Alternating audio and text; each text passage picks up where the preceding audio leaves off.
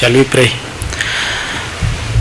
Almighty God, who in his wisdom and goodness appointed the office of leaders and county assemblies for the welfare of society and just government of the people, we beseech you to behold your abundant favor as your servants, whom you have been pleased to call to the performance of important tasks in this republic. Let your blessing descend upon us here assembled, and grant that we treat and consider all matters that shall come under our deliberations in so just and faithful a manner as to promote your honor and glory, and to advance the peace, prosperity, and welfare of our country and of those whose interests you have committed to our charge. Amen.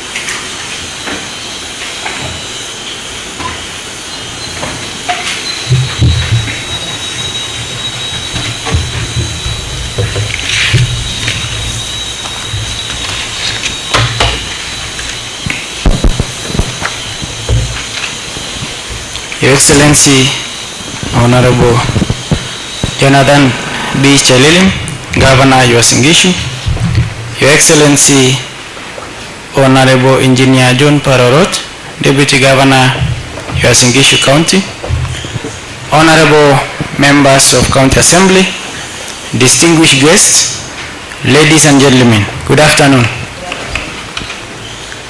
Honorable members, I am in receipt of a letter F number UGC CSCA ADM 2 2023 volume 1 52 dated 18th September 2023 from the County Secretary, where His Excellency the Governor notified the Speaker of the Assembly of his intention to address the County Assembly on Tuesday 26th September 2023 at the County Assembly chambers at 2:30 p.m.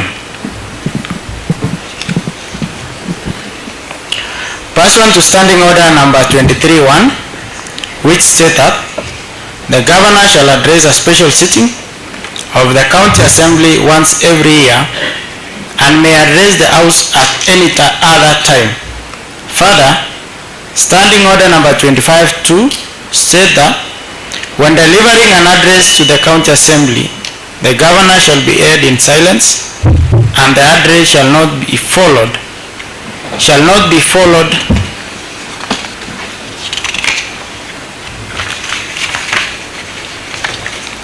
by any comment or question. However, Standing Order number 25-3 states that a member may give a notice of motion that the thanks to the County Assembly be recorded for the exposition of public policy contained in the address of the Governor. But the debate on the motion shall not exceed 4 sitting days. Your Excellency, honorable members, I wish to recognize the invited guests seated at the gallery. Number 1, Engineer John Barorot, His Excellency the Deputy Governor of Uasin Gishu County. Edwin Bett, County Secretary. You may be upstanding. Mika Rogon, CCM, Finance and Economic Planning. Engineer Lucy Ngendo, CCM, in charge of ICT, Youth and Sports. Elijah Kosgei, CCM, Public Service Management, Devolution Administration, Liaison, Linkages and Partnership. Engineer Joseph Lagat, CCM, Roads and Infrastructure. Dr. Sami Kotut, CCM, in charge of Health Services. Mary Kerich, Chief Officer, Energy, Environment, Climate Change and Climate. Mark Some, Chief Officer, Administration and Devolution. Elijah Koech, Chief Officer, Water, Irrigation and Sanitation. Nixon Cheplong, Chief Officer, Livestock and Fisheries. Nicholas Chepkwany, Chief of Staff. Boaz Bulbul, County Solicitor. Ronald Kiprop, Legal Advisor, Office of the Governor. For those I have not acknowledged, I'm seeing CC in charge of Agriculture, Edward Sawe. CC in charge of Education. Thank you, Daktari. Further, CC in charge of Water, Environment, Water and Sanitation. Welcome. Chief Officer, Finance and Welcome. Further, I wish to acknowledge the members of public seated at the presence of the Assembly, following through our screens and also through other channels of communication. I salute you all. Your Excellency, the County Assembly of Uasin Gishu is committed to support you in your plans to take this great county to great heights. During the last 1 year, we vetted and approved all your CCMs and chief officers for appointment. Further, Your Excellency, we approve the conferment of Eldoret Municipality to city status and have passed a number of bills in this House. Honorable members, distinguished guests, ladies and gentlemen, it is now my singular honor and duty to invite His Excellency the Governor of Uasin Gishu County to address this special sitting of the County Assembly. Your Excellency, please address the sitting of the County Assembly.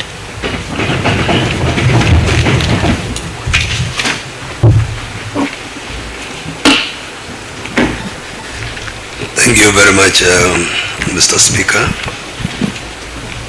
I have a whole volume of documents to read.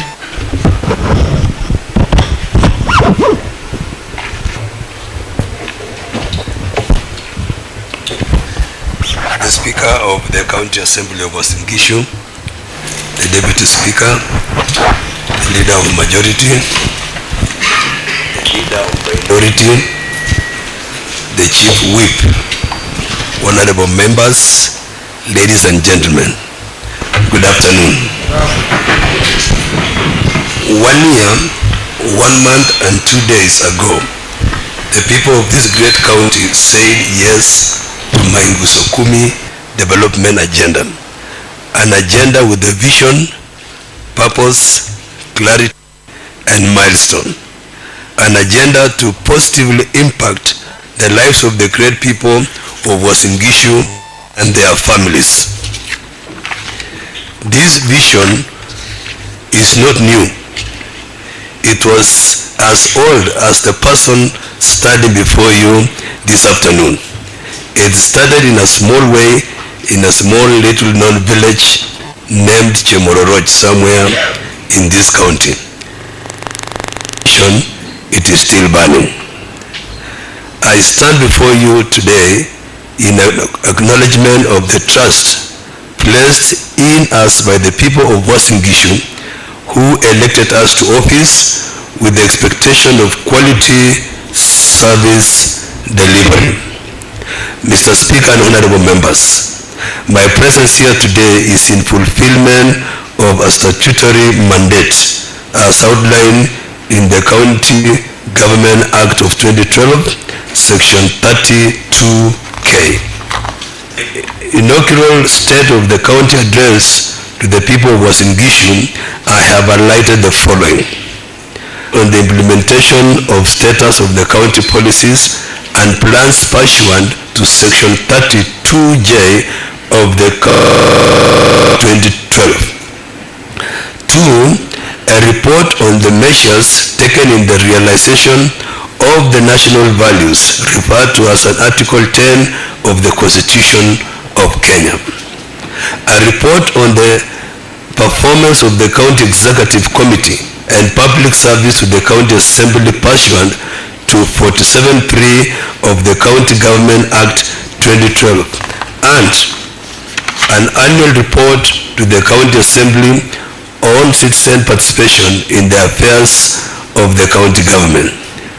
Mr. Speaker, Section 32J of the County Government Act 2012 requires me to submit to the County Assembly and the implementation status of the county policies and plans.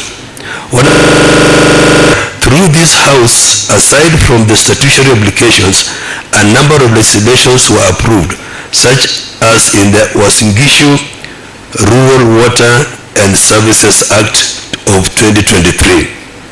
The Cabinet also passed two major policies comprising the milk policy and the health. The above-mentioned policies, legislations, and plans shall clearly demonstrate in the State of the County Address. I authoritatively confirm that my administration was and still is in compliance with these policies and plans, thus enabling me to give a report on the performance of the County Executive.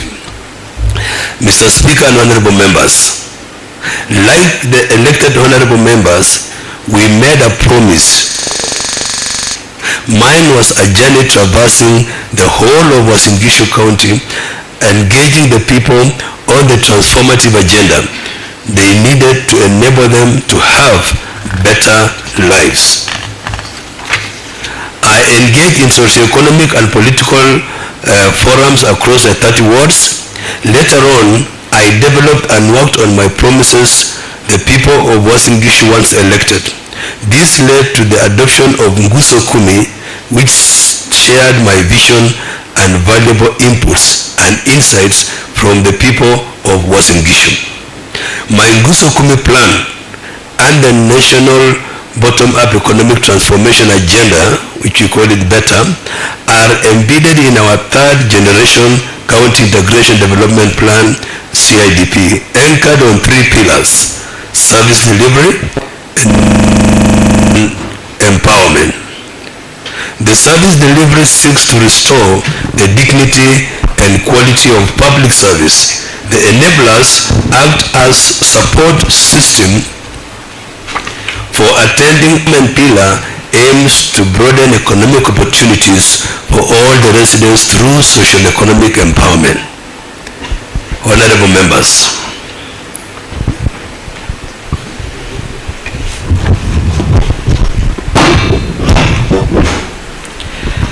thank you. The enabler pillar is critical in creating a favorable environment and support system for attaining the targets envisioned by the CIDP. These sectors responsible for driving the agenda are infrastructure, health, and education. The pillar is expected to lower the cost of doing business, increase the county's competitiveness, support innovations, ensure clean access to water, and guarantee a healthy and productive population. These expectations are delivered through infrastructure and information communication technology, ICT. Roads transport and public works are crucial for ensuring safe connectivity within the communities. Mr. Speaker, in the last 1 year, my government has created 816 kilometers of access roads, out of which 409 kilometers were gravel and compacted, serving both rural and urban areas across the county with an emphasis on climate. Most notably, we have inaugurated and opened 76 kilometers of new roads across 13 wards. Honorable members, my government installed 272 culverts of various sizes, drainage in our roads and human settlements. We have completed our vital bridges, Vumilia, Kapkures Kipsomba, Chemarmar and Kaoni in Kaptagat.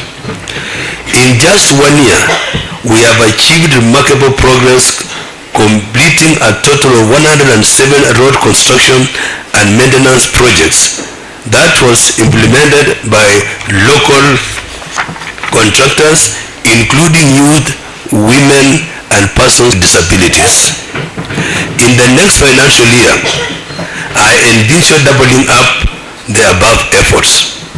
Mr. Speaker and honorable members, emergency and disaster response is one of our critical services to the residents of Uasin Gishu and the entire North Rift region. This unit has gained a reputation for its swift response to emergencies owing to the dedication and expertise of our diligent workforce. In a bid to further and fortify our endeavors, we have acquired 2 additional water bossers and modern fire tunics. We will continue to train our staff and equip them with state-of-the-art facilities in order to meet international standards in response to disaster and emergencies, including the expected El Nino. Mr. Speaker, water, sanitation, irrigation, energy, environment, natural resources, and climate change enabler thrives in nurturing lives, health, and well-being. It takes priority in the current financial year for the provision of potable water. During my campaigns, a go-go from Karuna Meibeki eyed us with a powerful plea, Maje Pigo Pego. Let me do it. Maje Pigo Pego. Signifying our community's need for water, and I am resolutely committed to fulfilling this essential wish of our residents. Honorable members, in the last 1 year, we have implemented 56 water supply projects, which include significant initiatives such as Chelilim Water Project in Moiben Sub-County, Sugoiga Water Project in Tarbo Sub-County, Kimuri Water Project in Kapseret Sub-County, Beliomo Water Project in Ainapkoi Sub-County, and Kablolo Water Project in Soy Sub-County, collectively benefiting over 2,500 households, schools, and health facilities. In addition, we have successfully drilled 28 boreholes, which are already fully equipped with pumps, solar panels, and storage tanks to ensure a consistent water supply. Many drilled boreholes yielded little or salty water and therefore not fit for use. From history, the white settlers had over 350 dams and water pans in our county, pointed towards a working solution to the water challenge in Uasin Gishu. The silting of dams is the most ideal solution for improving water storage capacity in the county. It has continued these efforts by desilting and embankment of repairs designed to enhance water storage capacities such as Kimuruk, Delkotet, Kapsang, and Uhuru dams, among others. Currently, we have 12 water supply projects in various stages, Mr. Speaker, towards completion, including the Kilima and Chekobei water projects in Moiben Sub-County, Paragewa and Koiwarusen water projects in Kesen Sub-County, Kolonge and Kapkeben water projects in Tarbo Sub-County, Chemoror water projects in Ainapkwe, and the Katanin water projects in Soy Sub-County, among others. Honorable members, I do appreciate the County Assembly for passage of the relevant bill that established the Uasin Gishu Rural Water and Sanitation Company. This monumental step has laid the foundation of the company's incorporation currently in progress. The Uasin Gishu Rural Water and Sanitation Company will play a pivotal role in ensuring the sustainability and maintenance of water supply services in areas not covered by elders and in various water projects that we have implemented over the years. The urgent need for water and support households, livestock and agriculture cannot be underestimated.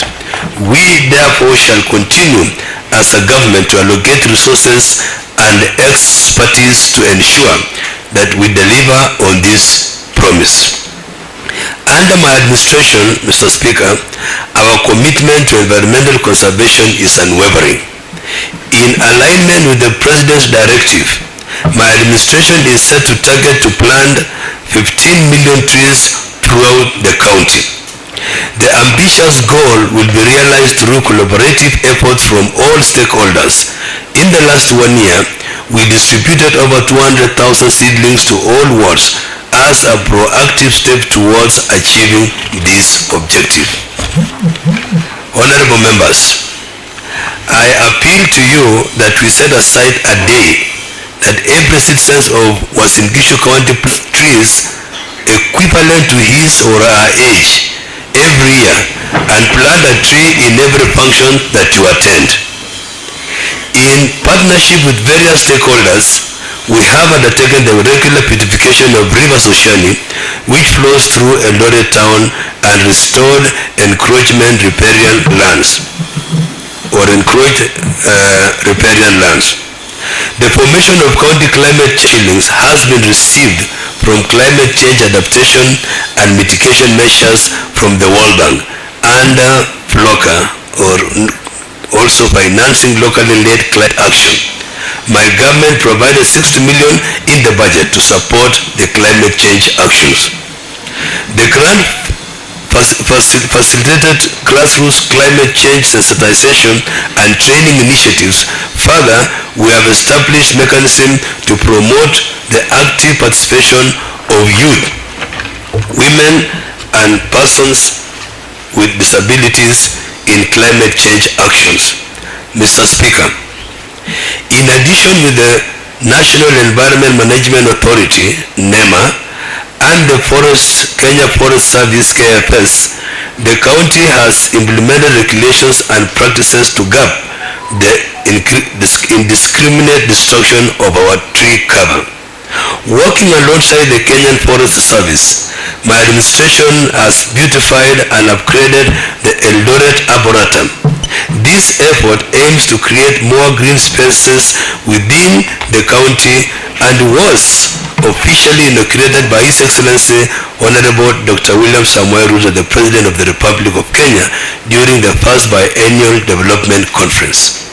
Honorable members, in our commitment to a 24-hour economy and strengthening regional security, we installed 139 solar integrated street lights, 9 high masts with floodlights, and currently setting up 5 new masts, besides successfully replacing 351 faulty lanterns throughout the county.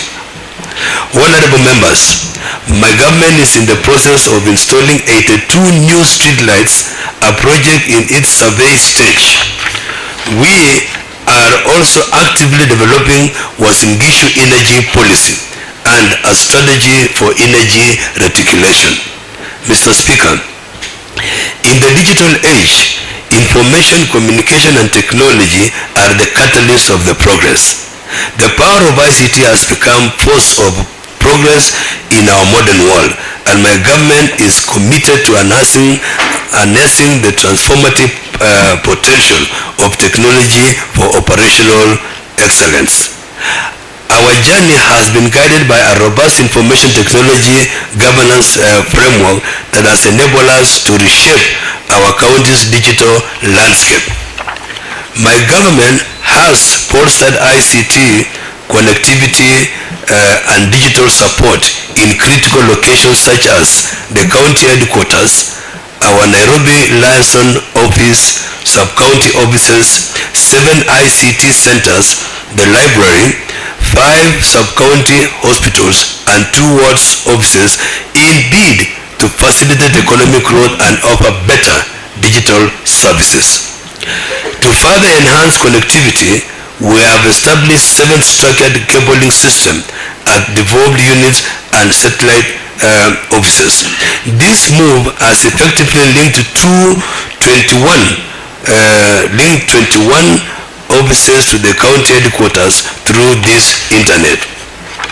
Recognizing the importance of efficient communication, we have acquired a county mail system.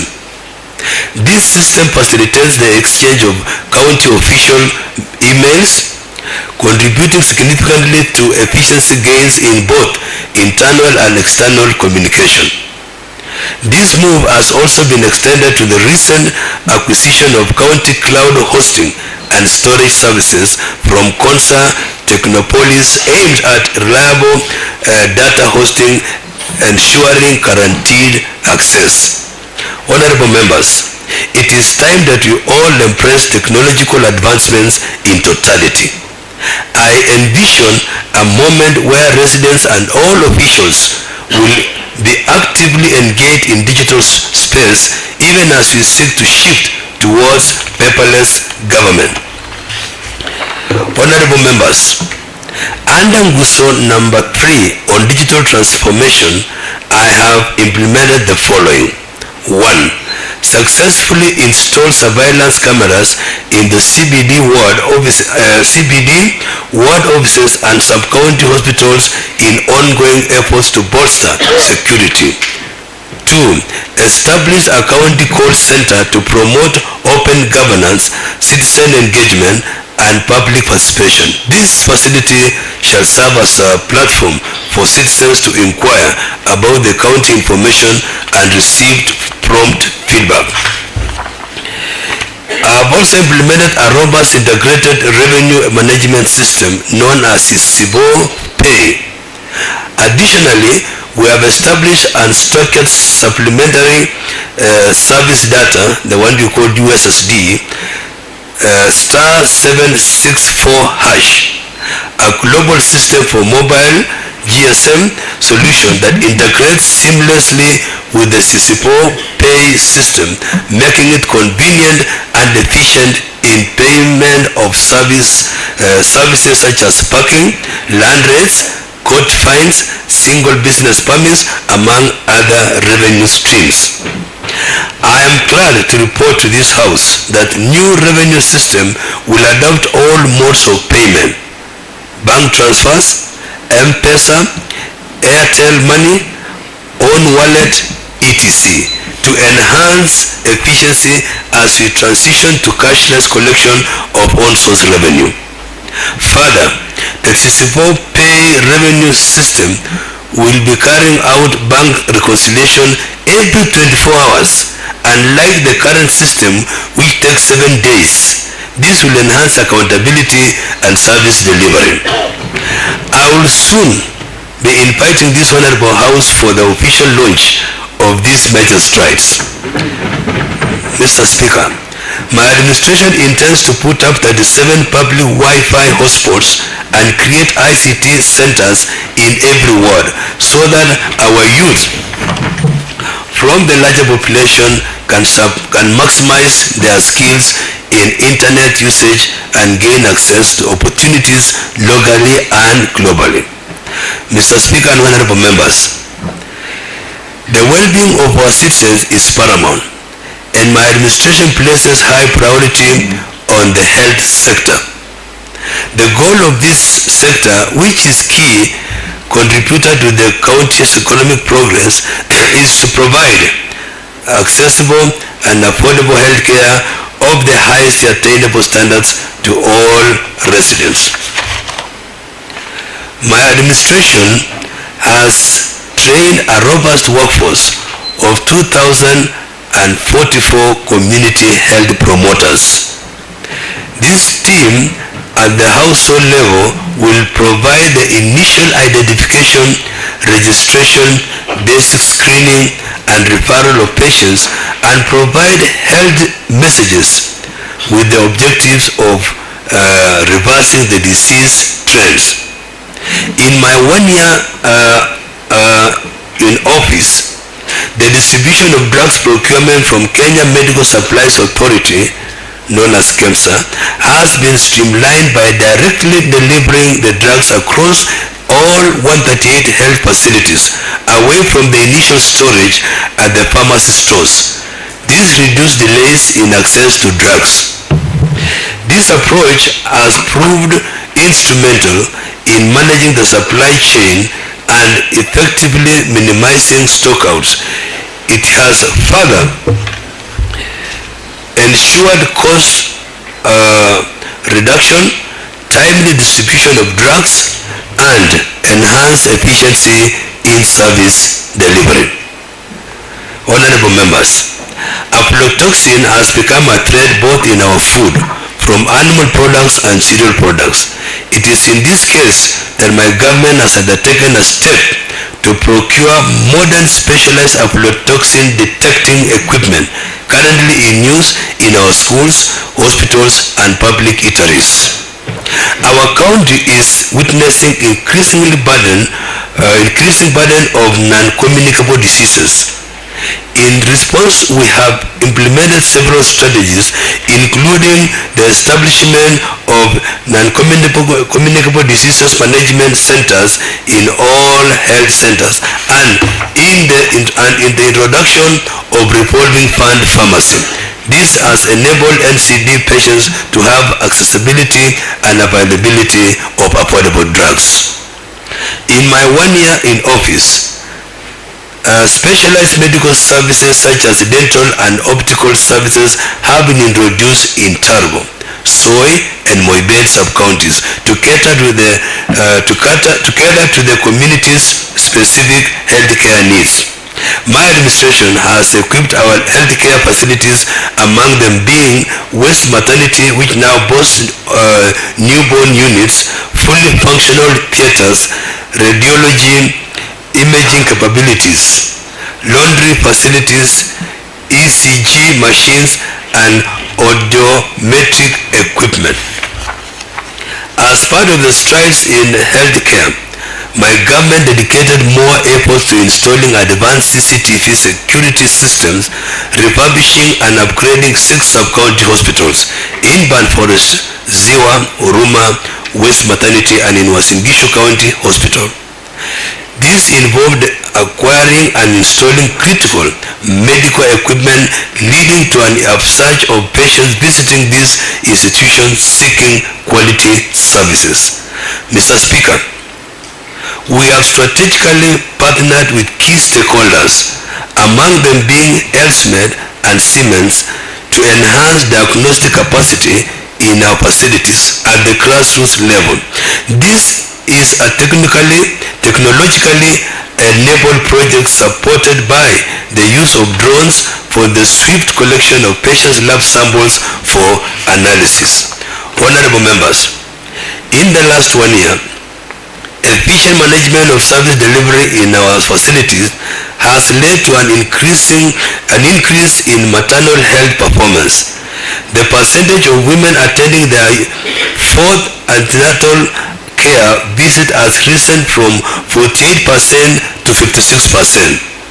Skilled birth attendance has also increased from 78% to 84%, and postnatal care utilization has grown from 42% to 60%.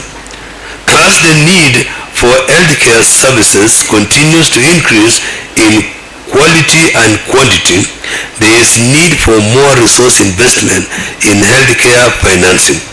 To cover for this, it is my desire to appeal to this Honorable House to support approval of the Facility Improvement Financing Bill as a basis for the operationalization of the normal initiative that will secure sustainable funding for day-to-day operations. Financing of preventive and promotive activities, support supervision, and provide funds for health-related emergencies and disasters. FIF Bill emphasizes value for money by maintaining adequate supplies of drugs, lab reagents, availability of non-pharmaceuticals, and prompt servicing and maintenance of equipment, thus improving health servicing quality. Honorable members, education and social protection sector is one of the greatest enablers in my administration, comprising of education and vocational training, gender, culture and social protection, and youth affairs and sports. My vision is to provide quality early childhood development education on skills development and nature talent in the areas of sports and arts. Honorable members, in the year under review, 92,850,000 Kenya shillings was allocated and utilized for enhancing early childhood development education infrastructure. This allocation facilitated the contribution of 91 ECD classrooms for 200 pollution blocks, the construction of a kitchen and procurement of essential furniture and fitting for 6 ECD centers. An additional allocation of 22 million was dedicated to providing essential teaching and learning materials to cover 10,000 ECD pupils across the county. The two greatest milestones of my administration in this sector are confirmation of 1,274 ECD teachers on permanent and pensionable terms and the rollout of ECD school milk. These milestones were fulfillment of my pre-election pledges.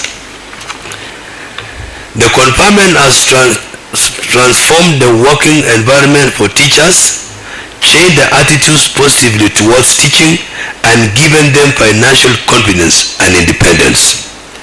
The mini program has not only boosted pupil retention but also improved enrollment rates by 8.6% in all our public ECDs. These have made us an enviable county to our counterparts. Mr. Speaker, on a lighter note, I am now concerned that our young pupils may become so fond of this milk program that they might resist transitioning to the next class. However, I leave that delightful dilemma for you members of the Honorable House to ponder. I also urge honorable members to engage early learners with spoken English every time you visit the ECD center. We have achieved significant progress also in vocational training by allocating 33 million towards infrastructure development, including the construction of administration blocks and the procurement of tools and equipment. As part of the successes achieved by my administration, we have disbursed a remarkable of 119.5 million Kenya shillings in bursaries to support over 18,071 needy students throughout our county. Mr. Speaker, I walk around our 12 PTCs depicts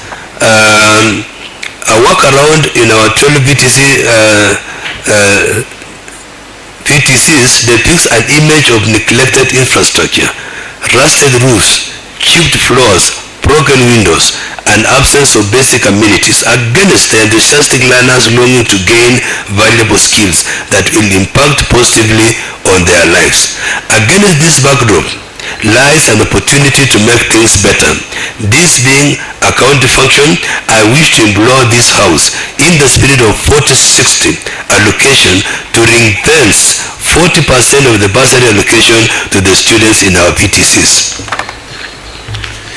This move will provide our PTCs with the much needed resources to procure teaching, learning tools, equipment, carry out repair and maintenance, and meet other financial obligations, which will in turn transform our vocational training centers.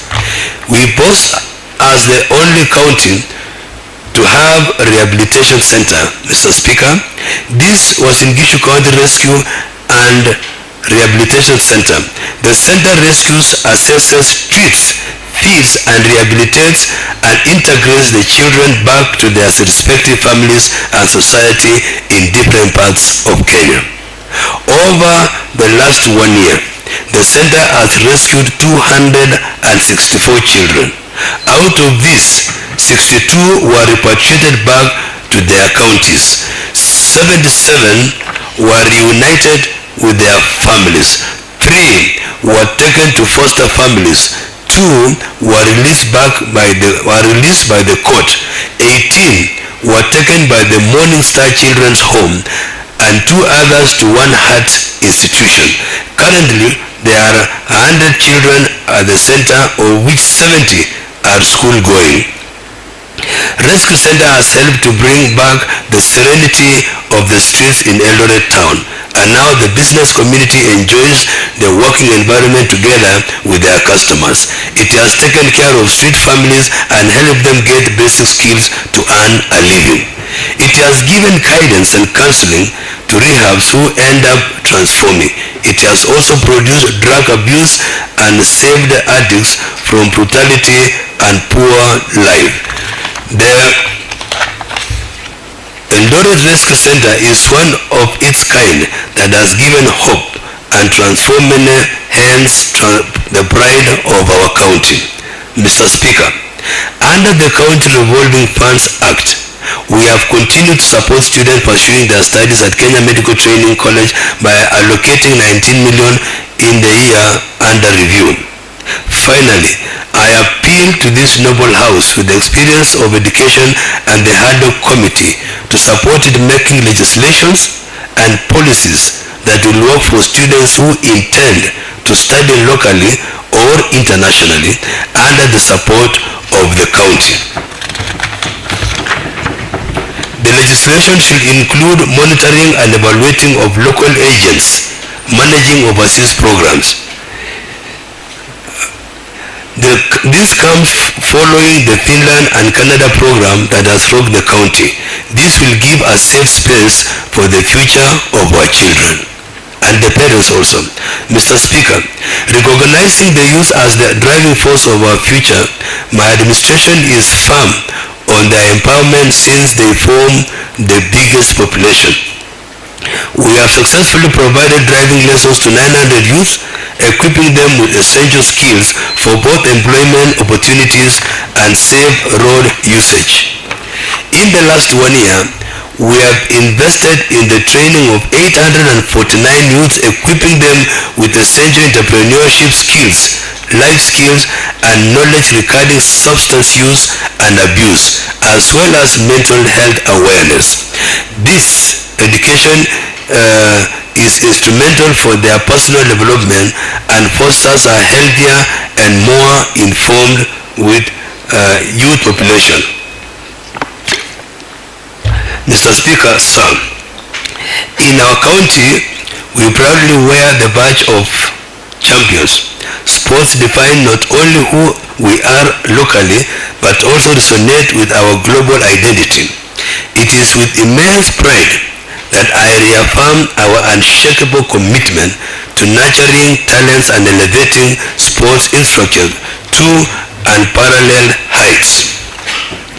On talent development activities, my administration has been proactive in identifying and nurturing local talents. We have hosted the Governor's Cup Volleyball Tournament, the National Paravolley Championship, the 5-kilometer Athletics Championship, that is track and field, cross-country races, marathons, and other sports activities, football tournament, and at the ward level in collaboration with the leaders of the House.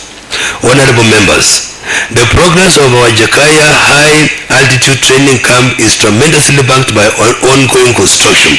At 80% in completion, the facility includes crucial facilities including an administration block, gymnasium, catering facilities, VIP hostels, and twin towers housing conference rooms and additional hostel rooms. This facility unquestionably plays a pivotal role in the development and the success of our athletics. At this early stage, I ask honorable members to collaborate with the executive as we strategize on usage of the facility to enhance sports and tourism development. I invite the relevant committee to visit the site. Honorable members, I now transition to the empowerment pillar that broadens economic opportunities for the great people of Uasin Gishu. The drivers of this pillar are agriculture, rural, urban development, and general economic commercial affairs. Agriculture serves as the cornerstone of the country's economy. As the primary source of sustenance for our county, being Kenya's breadbasket, we have consistently prioritized its enhancement. Our commitment lies in implementing intelligent, technology-driven solutions to mitigate the challenges posed by the ever-evolving climatic conditions.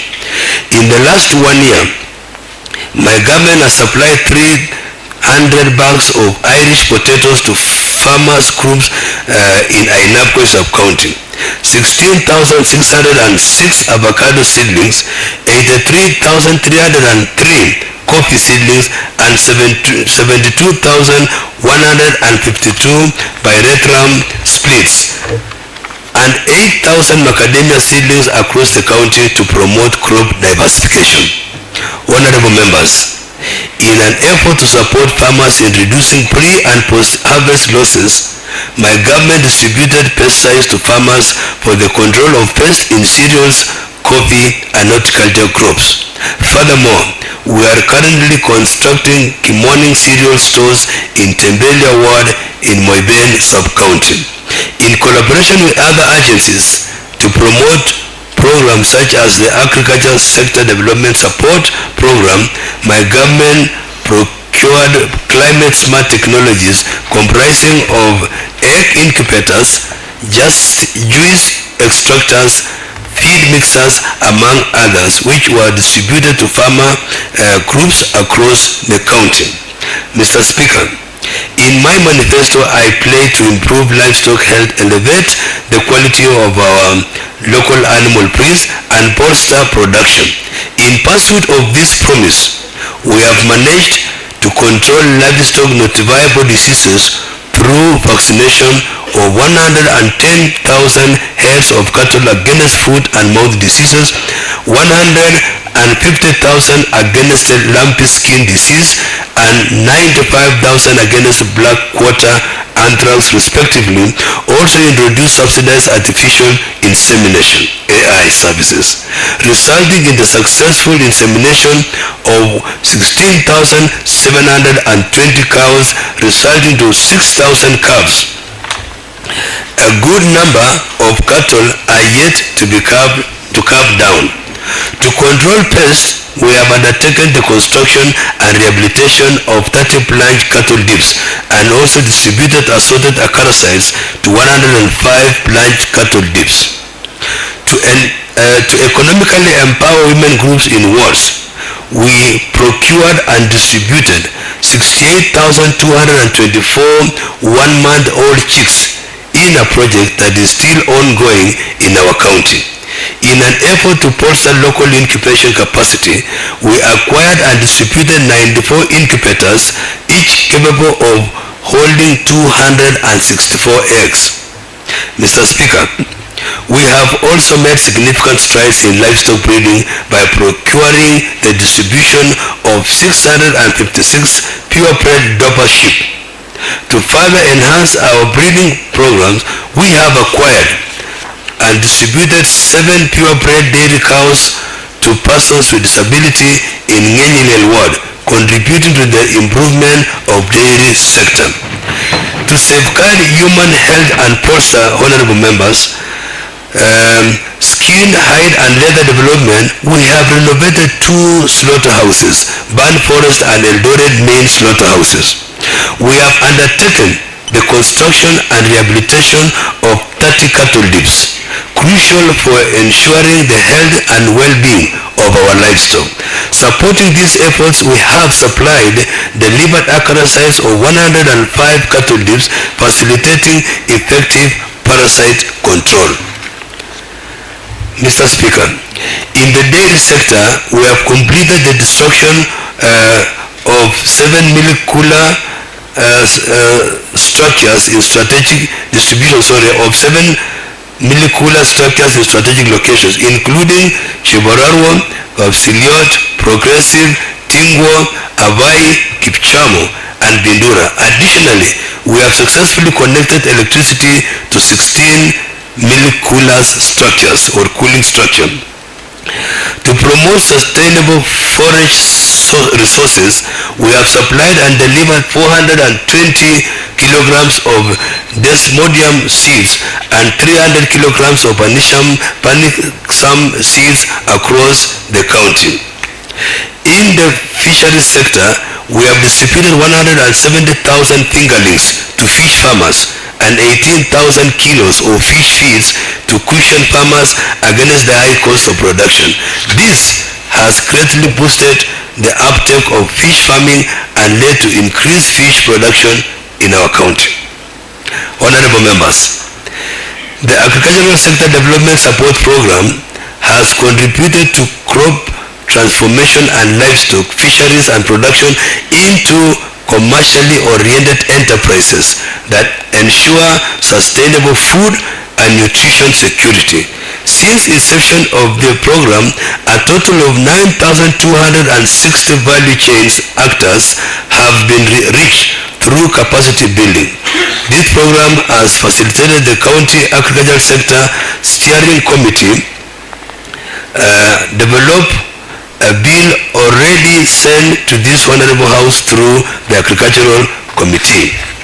Mr. Speaker, moving to lands, physical planning and housing and urban development, we have witnessed a remarkable transformation in service delivery within Uasin Gishu County as we look ahead.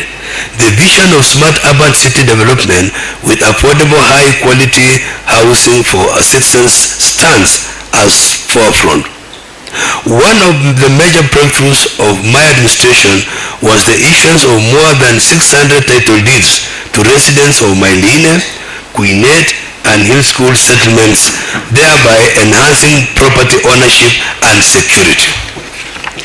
My administration constructed 300 meters of road to bitumen standard between Bishop Muge and Sports Club, enhancing infrastructure and connectivity. In a bid to beautify the soon-to-be Eldoret city, my administration undertook major improvements to key roads, including Arambe Road, Fims Roundabout, and Korosiot Roundabouts to ease traffic flow. Cognizant of devolving administrative services, my administration completed the Siwa Town Manager's Office. My administration is in the process of preparing new zoning regulations and policy on street naming and addressing which shall ensure effective land use planning and facilitate efficient navigation and accessibility within the county. Honorable members, I urge the House to consider and approve legislations once tabled. As our population continues to rapidly grow, my government committed to conferring municipal status to Band Forest, Moist Bridge, Ziwa, Tarbo, Moiben, and Keses. This transformation will empower these areas with greater autonomy and resources to independently drive local development initiatives. Mr. Speaker, the municipality of Eldoret has diligently carried out its obligations in accordance with the Urban Areas and Cities Act. Remarkable progress has been achieved, exemplified by a range of initiated and completed projects during the review period. In collaboration with the development partners, the municipality successfully completed infrastructural projects with support from the first phase of Kenya Urban Support Program, a World Bank funded infrastructure development initiative. This has resulted in 2.33 kilometers of drainages, 2.63 kilometers of capital paved roads, and 13 kilometers of footpaths. Footpaths development and development of recreational park, the Eldoret Arboretum drainages in the CBD Caps House, as well as installation of high mast lighting in Komongo, Kipkaren, Caps House, and Assis area in the CBD. Furthermore, through counterpart funding support from my administration, the municipality successfully completed the maintenance of critical road infrastructure build through KUSP and KISP KISP funding. These include roads in Kamukunji, Hill School Estate, Munyaka Estate, Kimumu areas. Other achievements include maintenance of Soshani Bus Stage, Eldoret Hospital to Nandi Road, CPD and Kabro Back Lanes, Public Works to Moi Girls Road, Panfila to Langas Road, Kamukunji and Uruma Estate Road, 64th Street, railway crossing at Muliro Street, Dama Street, Central Bank and KPLC office to West Market stormwater drainage, as well as the upkeep of NMT corridors from Sogomo to Chelilim Junction and National Bank to PCA Church, Zion Mall to KICC to RBTTI to Kablimo, among others. This ongoing construction of 64 Stadium has achieved a completion status of 70%. Following the construction of the first phase of KUSP, my administration has continued and commits to support the completion of these major facilities. Mr. Speaker and honorable members, my government looks forward to the planned launch of second phase of Kenya Urban Support Program. We have lined up development infrastructure projects including roads, non-motorized transportation, stormwater, management enhancement of CBD vehicular and human traffic flow, as well as road marking, social infrastructure which includes the enhancement of green spaces, beautification, street lighting, the management of river Soshoni. This also includes the physical infrastructure at the industrial zones, covering the export processing zones and the county aggregation industrial parks, the one called KIPE. In our preparation to mitigate the challenges they are posed by impending El Nino rains, my administration is swiftly addressing CBD drainage management backed with comprehensive plan for development of drainage system as outlined in the stormwater drainage master plan. Mr. Speaker and honorable members, Eldoret is soon becoming a city. On Wednesday, 20th September, the Senate Standing Committee on Devolution and Intergovernmental Relations recommended that Eldoret Municipality be granted city status, citing compliance with Urban Areas and Cities Act of 2011. The committee made this recommendation in its report after conducting a fact-finding mission in the municipality from September 30th to 15th, 2023. The report stated that Eldoret Municipality met the requirements for city status as outlined in Section 5 and first schedule of the Urban Areas and Cities Act of 2011. If approved, Eldoret will join Nairobi, Mombasa, Kisumu, Nakuru as the 5th city. Mr. Speaker, the General Economic and Commercial Affairs sector is a significant player in the delivery of targets of my administration on development of trade and industrialization, promotion of tourism, and strengthening cooperative movement and regional integration. Empowering trade cooperatives and driving industrializations are the keys to unlocking our county's economic potential and shaping a prosperous future. In the year under review, we constructed and rehabilitated 12 markets and shall be constructing and rehabilitating more markets spread across the county this financial year. Honorable members, the design of the 7-story iconic retail market at CBD has been approved and it is set to commence soon upon its gazettement. In collaboration with the Ministry of Trade, Investment and Industry, my administration will soon launch the export processing zone occupying 135 acres of land in the Cherunya area in Langas Ward. These present great opportunities including enhanced economic development, reduced post-harvest losses access to markets, investors accessing all the requisite infrastructure, hence enjoying economies of scale, skill transfer, employment opportunities, increased industrialization and export, among other benefits. On the same, my government has set aside 250 million towards establishment of county industrial and aggregation parks on the 56-acre in AMS land. The amount is a match of an additional 250 million Kenya shillings from the national government. My government has achieved the following in the last 1 year. 1. Disbursement of Inua Biashara Fund loans totaling to 30 million Kenya shillings to 229 individuals, SMEs and 88 group applicants. 2. Partnering with the Stanbic Foundation and GIZ to provide interest-free loans totaling to 7.3 million, supporting 150 SMEs across the county.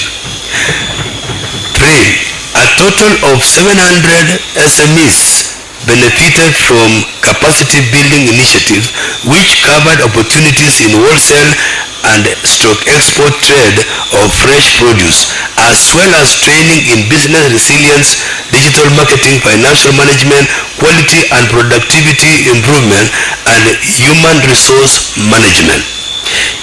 4. In revenue collection, we achieved a milestone by collecting 300 million from single business